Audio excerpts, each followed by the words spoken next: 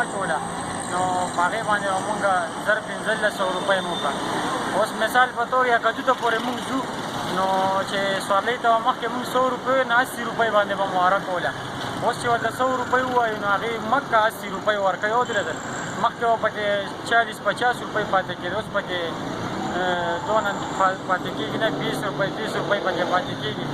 مخکې چې به مونږ سینجي پمپ ته لاړو ټینکۍ چې به مونږ فل کوله نو مثال په طور مونږ په دغه روپۍ فل کوله په 300 روپۍ، اوس پکې 500-600 روپۍ باندې مونږ ټینکۍ فل کوو.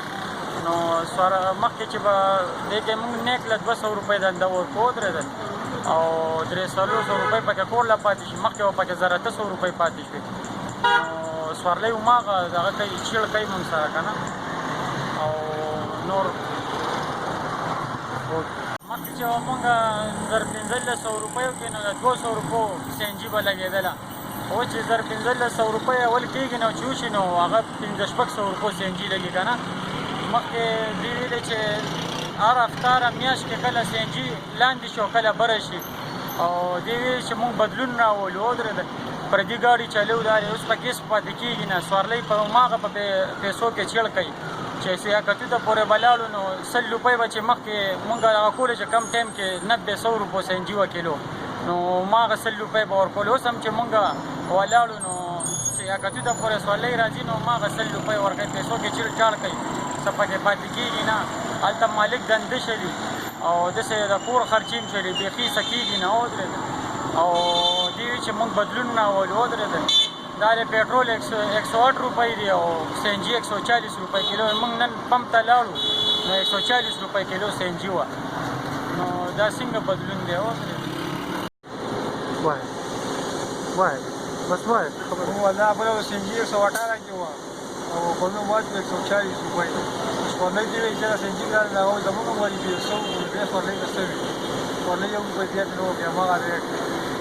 بس مونږ هم والله یو کوو چې دا 100 ګرانه او زیاتې یو د تقریبا 22 روپۍ سینجي ګران دی او ګاډ هم دې پیسې نه ورکوي.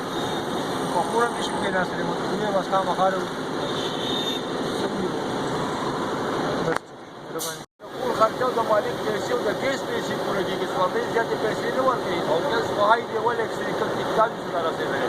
نو څه وکړو؟ والله که د کور خرچه هم پوره کېږي نه مجبورۍ نه نور څه پوره مې نه رایستله. منځه راشه د مالک پیسې خو پوره کړي که نه. یعنې خپل ځان نه مې راوستلی په ورځ د 15 روپۍ هم والله که کولی قسم دی د کور نه راوځو د بل چا نه 100 روپۍ ورکړو. دومره های لیول کې دا شیګان نو بازار کې د مزدورۍ بالکل درک نه لګي. داسې طبعي په دې ښار باندې راغلی دی. حیران یو چې اوس څه وکړو کوم ولاړو. سوارلۍ ته که پیسې زیاتې وایي یا دا خو زموږ کار نه دی، د حکومت کار دی. هر سړی د حکومت خبره کوي نو حکومت خو موږ له نه راکوي که نه. د هر شي ریټ معلوم دی. ګوره اوس پسې کې وخېږه د هغې به کرۍ اوچته شوي. روټو والا له ورشه د هغې کرۍ به اوچته شوي. داسې د هر یو ګاډي د پینډۍ د لاوو د دې ټولو کرایانې به اوچت وي. خو موږ له څوک والله که 10 روپۍ هم زیاتې راکوي هغه خپل رقم نه راکوي راله. په دې ځای پورې مزدوري راغلې ده او سینجي دغه دی والله چې د سلو واچو نو سوارلۍ نه کوي. مزدوري نشته دی. اوس حیران یو چې څه وکړو دا رشته به کړي نو چېرته غلا ملا ته بلا څه کوو. والله که بله لاره پسه دی.